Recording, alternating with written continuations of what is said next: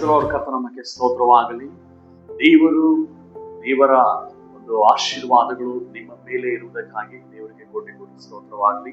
ಪ್ರಿಯ ಸಹೋದರ ಸಹೋದರಿ, ಈ ಒಂದು ದಿವಸ ನಿಜವಾಗಿಯೂ ನಿನ್ನನ್ನ ನೀನು ಪ್ರಶ್ನೆ ಮಾಡಿಕೊಳ್ಳುವುದಾದರೆ, ಇಲ್ಲ ನಾನು ನಿನಗೊಂದು ಪ್ರಶ್ನೆಯನ್ನ ಕೇಳುತ್ತೇನೆ, ನಿನ್ನ ನಿಜವಾದ ಸಂತೋಷ ಎಲ್ಲಿದೆ?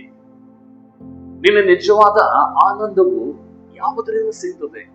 ನೋಡಿ, ಒಂದು ವಾಕ್ಯವನ್ನು ಓದ್ಕೊಳ್ಳೋಣ. ಕೀರ್ತನೆ 40ನೇ ಅಧ್ಯಾಯದಲ್ಲಿ 8ನೇ ವಚನ.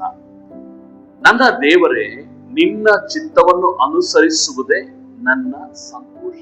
ಸಂತೋಷ ಯಾವುದ್ರಲ್ಲಿದೆ? ದೇವರ ಚಿತ್ತವನ್ನ ನೆರವೇರಿಸುವುದ್ರಲ್ಲ. ದೇವರ ವಾಕ್ಯ ಓದುವುದ್ರಲ್ಲಿದೆಯಾ? ಇಲ್ಲ ನೀನು ಮೊಬೈಲ್ ಹಿಡ್ಕೊಳ್ಳೋದ್ರಲ್ಲಿದೆಯಾ? ಫಿಲಂ ನೋಡುವುದ್ರಲ್ಲಿದೆಯಾ?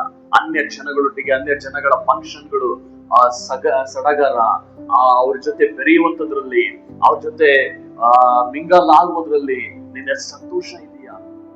ಕೆಟ್ಟದ್ದನ್ನ ಪಾಪವನ್ನ ಮಾಡುವುದ್ರಲ್ಲಿ ನಿನಗೆ ಸಂತೋಷವಿದೆಯಾ? ಗಂಡನನ್ನ ಬಿಟ್ಟು ಬೇರೊಬ್ಬರ ಸಹವಾಸ ಮಾಡೋದ್ರಲ್ಲಿ ನಿನಗೆ ಸಂತೋಷನ? ಹೆಂಡತಿನ ಬಿಟ್ಟು ಇನ್ನೊಬ್ಬರನ್ನ ನೋಡಿಕೊಳ್ಳುವುದರಲ್ಲಿ ನಿನಗೆ ಸಂತೋಷ ಇದೆಯಾ? ನಿನ್ನ ಕುಟುಂಬವನ್ನ ಸಾಕದಲ್ಲೇ ಇರೋದ್ರಲ್ಲಿ ನಿನಗೆ ಸಂತೋಷವಿದೆಯಾ? ನಿನ್ನ ಹೆಂಡತಿನ ಸಂತೋಷ ಪಡಿಸ್ತಲೇ, ನಿನ್ನ ಮಕ್ಕಳನ್ನ ಸಂತೋಷ ಪಡಿಸ್ತಲೇ, ಅವರನ್ನ ನೋಡಿಕೊಳ್ಳದಲ್ಲೇ ಇರೋದ್ರಲ್ಲಿ ನಿನಗೆ ಸಂತೋಷವಿದೆಯಾ? ದೇವರ ವಾಕ್ಯ ಹೇಳ್ತದೆ, ಎಲ್ಲಾ ವಿಷಯಗಳಲ್ಲಿ ಹೇಳ್ತದೆ, ನಿನ್ನ ಹೆಂಡತಿ ಮಕ್ಕಳನ್ನ ಪ್ರೀತಿಸಬೇಕು, ನಿನ್ನ ಕುಟುಂಬವನ್ನ ಪ್ರೀತಿಸಬೇಕು ಎಂಬುದಾಗಿ.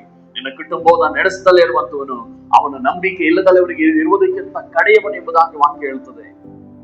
ಇವತ್ತು ನಿನ್ನ ಧರ್ಮಶಾಸ್ತ್ರವನ್ನ ನೀನು ಓದಿ ಆ ವಾಕ್ಯಗಳ ಪ್ರಕಾರವಾಗಿ ನೀನು ನಡಿಬೇಕಾದಾಗ ನಿನ್ನ ನಿಜವಾದ ಸಂತೋಷ, ನೀನು ವೈರಾಗ್ಯವಾಗಿ ಪ್ರಾರ್ಥನೆ ಮಾಡುವಾಗ ಅದರಲ್ಲಿ ಬರುವಂತ ಸಂತೋಷ, ನಿನ್ನ ನಂಬಿಕೆ ಹೆಜ್ಜೆನ ಇಡಬೇಕಾದಾಗ ನಿನಗೆ ಅದ್ಭುತಗಳು ಉಂಟಾಗ್ತದಲ್ಲ, ಅದು ನಿಜವಾದ ಸಂತೋಷ. ಪ್ರಿಯ ಸಹೋದರ ಸಹೋದರಿ, ಇವತ್ತು ನೀನು ಇತರರಿಗಾಗಿ ಒಳ್ಳೆಯದನ್ನು ಮಾಡುವಾಗ, ನೀನು ಇತರರಿಗಾಗಿ ಸಹಾಯ ಮಾಡುವಾಗ, ಬೇಡುವವರಿಗೆ ನೀನು ಊಟವನ್ನು ಕೊಡುವಾಗ, ನೀನು ಸಹಾಯ ಮಾಡುವಾಗ, ಅದರಲ್ಲಿ ದೇವರು ನಿನಗೆ ಸಂತೋಷವನ್ನು ಇಟ್ಟಿದ್ದಾರೆ. ನೀನು ಆತ್ಮಗಳಿಗೆ ಸುವಾರ್ತೆಗಳನ್ನು ಸಾರುವಾಗ, ಅವರನ್ನ ಸಭೆಗೆ ಕರೆತರುವಾಗ ನಿಜವಾದ ಸಂತೋಷ ಅಲ್ಲಿ ಅಡಕವಾಗಿದೆ. ಇವತ್ತು ನಿನ್ನ ಹೃದಯವನ್ನ ನೀನು ನೋಡ್ಕೋ, ನಿನ್ನ ಹೃದಯವನ್ನ ನೀನು ಚೆಕ್ ಮಾಡ್ಕೋ. ನಿನ್ನ ನಿಜವಾದ ಸಂತೋಷ ಎಲ್ಲಿ ಬಿಟ್ಟಿದ್ದೀಯಾ? ನಿನ್ನ ನಿಜವಾದ ಸಂತೋಷವನ್ನ ಎಲ್ಲಿ ನೀನು ಬಿಟ್ಟು ಹೋಗಿದ್ದೀಯಾ? ಇವತ್ತು ದೇವರ ವಾಕ್ಯ ಹೇಳ್ತದೆ, ನಿನ್ನ ಚಿತ್ತವನ್ನ ನೆರವೇರಿಸುವುದರಲ್ಲೇ ನನ್ನ ನಿಜವಾದ ಸಂತೋಷ ಎಂಬುದಾಗಿ. ಯೇಸು ಸ್ವಾಮಿನ ಒಂದು ಮಾತು ಹೇಳ್ತಾರೆ, ನಿಮಗೆ ತಿಳಿಯದಂತ ಒಂದು ಆಹಾರ ನನಗುಂಟು, ನನ್ನ ತಂದೆಯ ಚಿತ್ತವನ್ನು ಮಾಡಿ ಆತನಿಗೆ ಕೊಟ್ಟಂತ ಕೆಲಸವನ್ನ ಪೂರೈಸುವುದೇ ನನ್ನ ಆಹಾರ ನಿಜವಾದದ್ದು ಎಂಬುದಾಗಿ ಹೇಳ್ತಾರೆ. ಪ್ರಿಯ ಸಹೋದರ ಸಹೋದರಿ, ಇವತ್ತು ನಿನ್ನ ಉದ್ದೇಶಗಳು, ನಿನ್ನ ಪ್ಲಾನಿಂಗು ಎಲ್ಲವನ್ನ ಯೋಚನೆ ಮಾಡು. ನಿನಗೆ ಅದು ಸಂತೋಷ ಕೊಡ್ತಾ ಇದೆಯಾ? ನೀನು ಮಾಡುತ್ತಿರುವ ಕೆಲಸ ನಿನಗೆ ಸಂತೋಷ ಕೊಡ್ತಾ ಇದೆಯಾ?